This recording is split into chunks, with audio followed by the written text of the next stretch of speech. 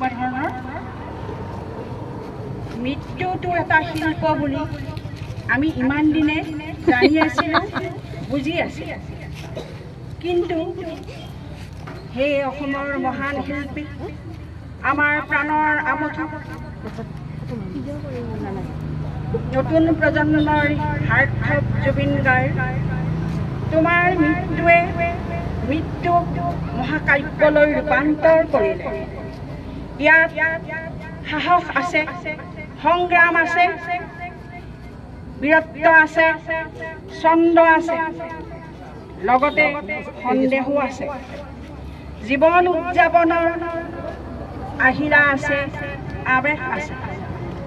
নাথাকিলে মাত্ৰ পাণ্ডুপুত্ৰ ভীমৰ দৰে সাগৰ তলিৰ পৰা উঠি আহিব পৰাকৈ দুবাহুত অসীম বল। তথাপিও হে মহান শিল্পী, হে মহান আত্মা, তুমি চিন্তা নকৰিবা, এই মহাকাব্যৰ সমাপ্তি জয়লাভেৰেই হ'ব। তোমাৰ উশাহ, তোমাৰ হেঁপাহ প্ৰতিজন অসমীয়াৰ হৃদয়ে হৃদয়ে বব, হৃদয়ে হৃদয়ে বব।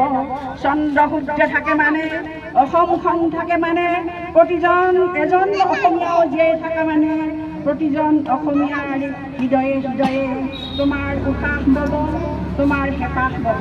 নমস্কাৰ। ইমান সুন্দৰকৈ এটি কবিতা বাইদেৱে আবৃত্তি কৰিলে, তাৰ বাবে ধন্যবাদ জনাইছোঁ।